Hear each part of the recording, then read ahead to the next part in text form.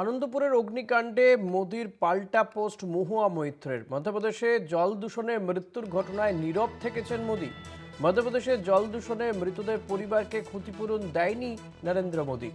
ভোটের আগে ক্ষতিপূরণ বলে কটাক্ষ মহুয়ার। মুখ্যমন্ত্রী আগেই ক্ষতিগ্রস্ত পরিবারগুলিকে 10 লক্ষ টাকা করে ক্ষতিপূরণের ঘোষণা করেছেন। এক্স হ্যান্ডেলে পোস্ট করে কটাক্ষ মহুয়া মৈত্রের।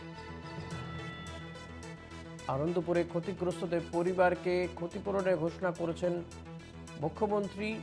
ক্ষতিগ্রস্তদের পরিবারের উদ্দেশ্যে ক্ষতিপূরণ ঘোষণা করেছেন প্রধানমন্ত্রী নরেন্দ্র মোদীও। তা নিয়েই পোস্ট করেছেন মহুয়া মৈত্র। বিশেষ প্রতিনিধি দেবজ্যোতি ঘোষ রয়েছেন। দেবজ্যোতি, মহুয়া মৈত্র তার এই যে সোশ্যাল মিডিয়ায় যে পোস্ট করেছেন, কটাক্ষ করেছেন প্রধানমন্ত্রী মোদীকে, কি লিখেছেন তিনি?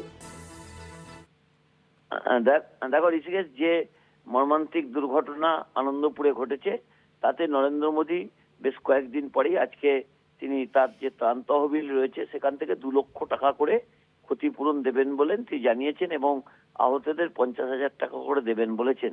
তৃণমূল কংগ্রেসের পক্ষ থেকে মহুয়া মৈত্র তীব্র কটাক্ষ করেছেন যে প্রধানমন্ত্রী নরেন্দ্র মোদী ভোটমুখী পশ্চিমবঙ্গে তিনি রাজনীতি করার জন্য এই টাকা তিনি দিচ্ছেন।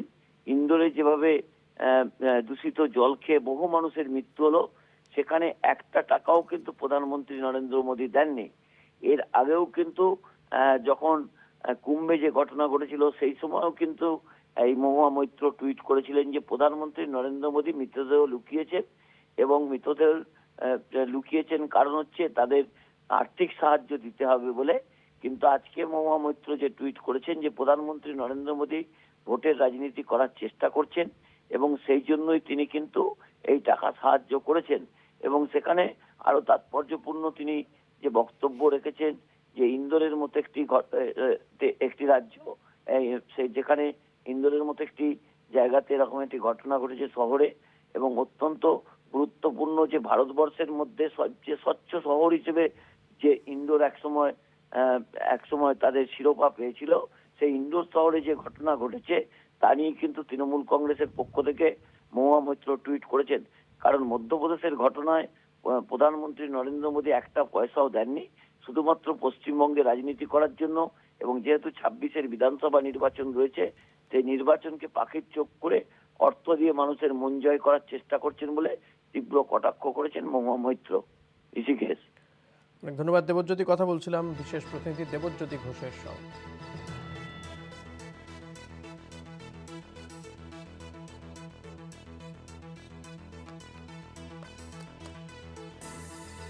আনন্দপুরে যে অগ্নিকাণ্ডের ঘটনা, সেই ঘটনায় ইতিমধ্যে বহু মানুষের দেহাংশ উদ্ধার হয়েছে।